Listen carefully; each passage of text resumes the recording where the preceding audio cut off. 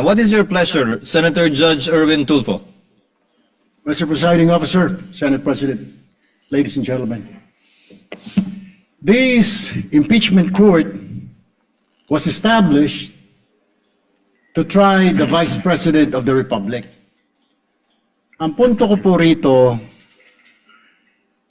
kasi napapansin ko po ilang araw na nagagamit po natin ang impeachment court, ang oras po ng impeachment court sa pagpapaliwanag. Naintindihan ko po ang posisyon ng aking kaibigan, si Senador Robin Padilla, yung kanya pong frustrations.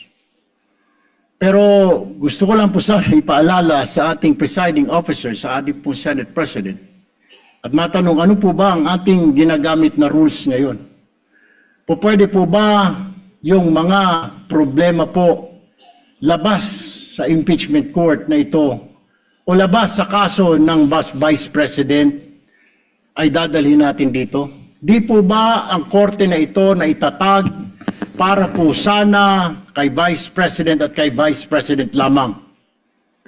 Mga ebidensya, mga testimonya, mga pahayag patungkol lamang po sana sa impeachment ng Vice President.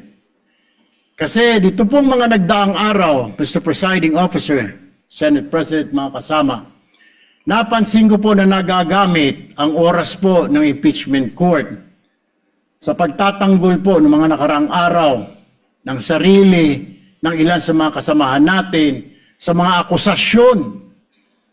This is not the right forum and the right venue and not the right time to explain your situation. Kung gusto po ninyong mag-eksplika ng inyong mga saloobin, problema, maaari naman po ninyong gawin yan sa labas po ng oras ng impeachment court. Maaari pong sa press conference, nandyan naman po ang Senate media. Anytime po, nandoon sila sa Senate briefing room, press briefing room. Maaari din po sa Facebook o sa YouTube magpaliwanag. Huwag po nating gamitin ang oras ng impeachment court sa pagpapaliwanag o sa pagtatanggol ng ating mga sarili simula pa po noong nakaraang linggo. Because the time we waste here to defend ourselves, defend what we believe or what have you, is an injustice to the Vice President.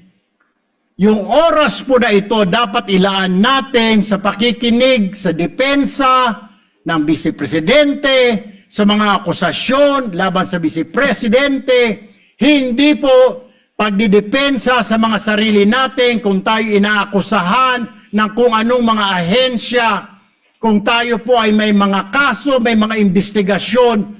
This is not the right forum, Mr. Presiding Officer, Mr. President, Senate President. This is not the right place.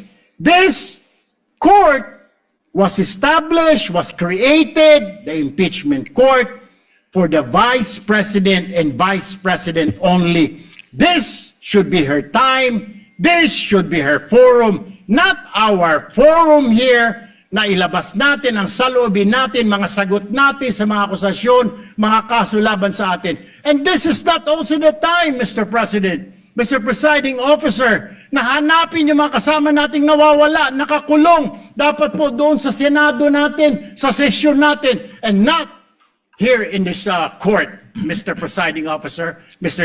Senate President. Kaya pakiusap ko lamang po sana, sa ating mahal na presiding officer and Senate President, let us follow the rules. May rules ho tayo. Kung hindi naman ho patungkol sa Vice President na sasabihin natin, hindi naman po patungkol sa depensa o prosekusyon ng Vice Presidente natin, then wag na ho natin payagan na magsalita pa po dito because nasasayang. Because every minute, every hour that we waste away from the defense or from the prosecution of the case of the Vice President, it is injustice. It is called injustice to the Vice President, to her family, yung anguish, yung kanyang sama ng loob, yung oras na nakabinbin ang kaso na ito. Let us do this impeachment trial as quickly as possible. If we have to clear the Vice President, then let's clear her. If we have to prosecute, then prosecute her with the evidence kung meron.